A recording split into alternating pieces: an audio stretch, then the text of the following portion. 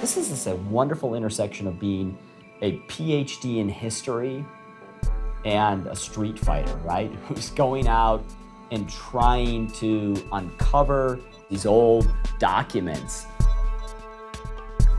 and then trying to show the world that they have real, immediate, present-day, practical implications. To do what we do, you need to love the hunt. You need to love getting a clue and then tracking it down as a detective would, using all of the tools at your command to find this stuff.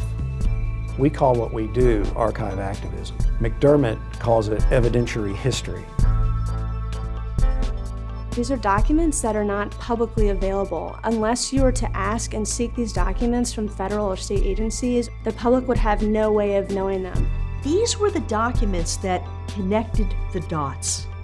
They showed how the government implemented its policy of discrimination, that the history of animus and discrimination was very much linked to the marriage bans that were at issue in the Obergefell v. Hodges case.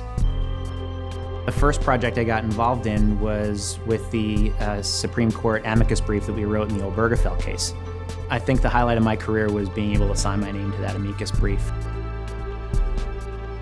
When you find a high government official in a memorandum that he or she would never expect would be discovered, talking about LGBT Americans as revolting and disgusting, when we see that kind of language, we know there is no overarching government purpose in this discrimination. It was just born and bred of pure animus or ignorance or bigotry.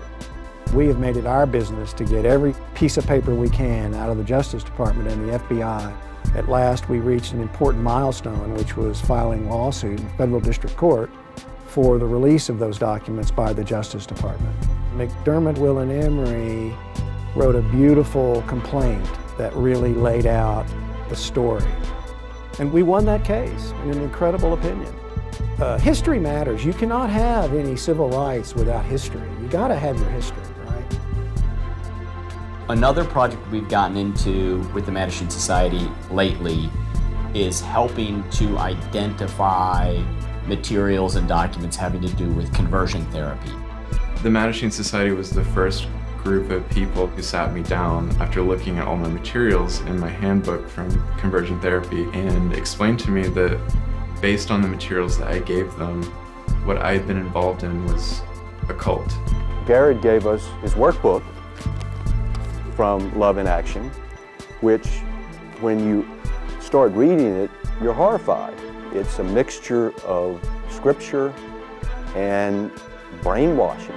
I need to be remembered. My experience needs to be remembered, and it feels incredibly wonderful to have somebody devoted to that. You know, when you look at 46,000 pages of men and women, it can be numbing. But when you look at one person and you understand the anguish and the unfairness of that discrimination with one human being, that's how we do it.